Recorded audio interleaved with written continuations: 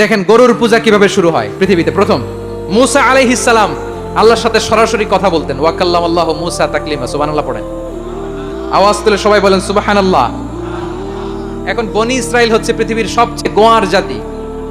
তারা বলে মুসা, তুমি যে আল্লাহর সাথে কথা বলো আমরা তো দেখি না, তুমি যে কথা বলো আমরা তো শুনি না, তো কি করতে হবে?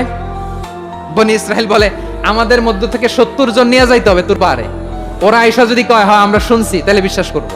কত বড় ডাকাত দেখছেন বনি ইসরাইল। এদের চেয়ে গোয়ার জাতি নাই। এত গোয়ার তুমি করেছো মুসা আলাইহিস সালামের সাথে।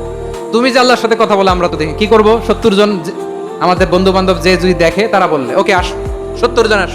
70 জন নিয়ে গেল।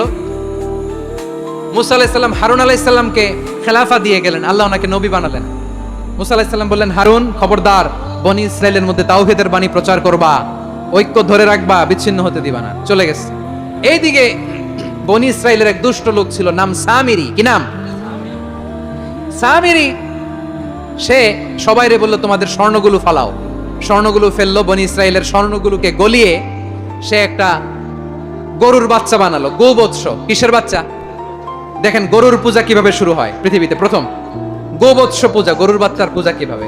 সে স্বর্ণ গলি গরুর বাচ্চা করে জিবরাইল আলাইহিস সালাম যে জমিনে এসেছিলেন, ওই ফেরেশতার পায়ের নিচের একটু মাটি সে বুদ্ধি করে প্যাকেটে রেখে দিয়েছিল। সে গরুর বাচ্চা বানায় স্বর্ণ দিয়ে গলিয়ে ওই মাটি এটার মধ্যে ঢুকাই দিছে ভেলকি দেওয়ার জন্য।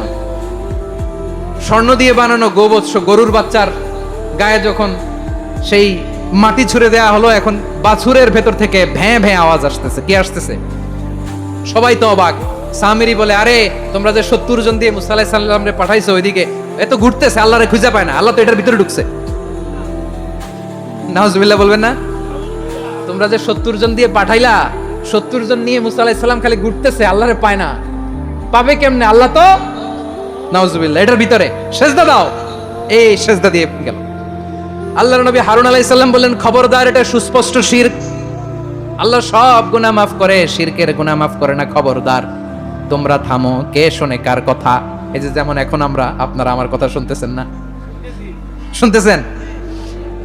হারুন আলাইহিস সালাম বললেন, খবরদার, এই শিরকি কাজে তোমরা সংযুক্ত হয়ো না। তোমাদেরকে কি মনে নাই আমার ভাই মুসা আলাইহিস সালাম কি বলছে? আল্লাহ শিরক মাফ করে না। খবরদার, শিরক করো না, আল্লাহরে ভয় করো।